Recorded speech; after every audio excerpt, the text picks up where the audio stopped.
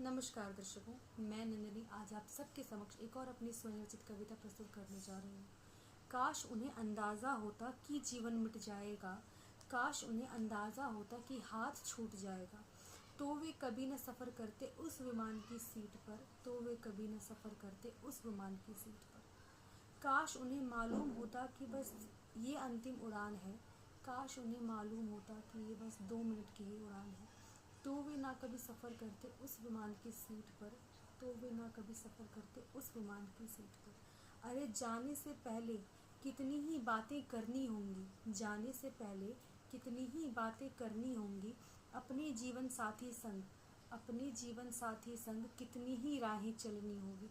ना कुछ कह पाए वो, ना कुछ कह पाए वो, ना अपनों ने कुछ सुना होगा, उस 2 मिनट की फ़्लाइट में उन्होंने कितना कुछ सहा होगा। ना कुछ कह पाए वो, ना अपनों ने कुछ सुना होगा, उस 2 मिनट की फ़्लाइट में उन्होंने कितना कुछ सहा होगा। सोच कर भी काँप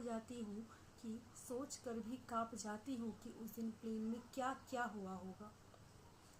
काश वे जानते कि अब ना हम मिल पाएंगे, काश वे जानते कि अब हम ना मिल पाएंगे, इस विदा के बाद आकाश में विलीन हो जाएंगे, इस विदा के बाद आकाश में विलीन हो जाएंगे।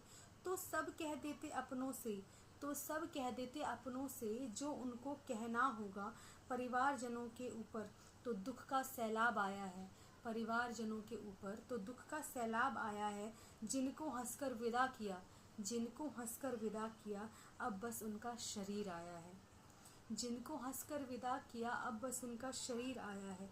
काश पहले पता होता, काश पहले पता होता कि अब वो ना वापस आएंगे, काश पहले पता होता कि 12 जून को वे सब काल का ग्रास बन जाएंगे, तो हम कभी नहीं भेजते, तो हम कभी नहीं भेजते तुम्हें उस विमान की सीट पर, तो हम कभी नहीं भेजते तुम्हें उस विमान की सीट पर।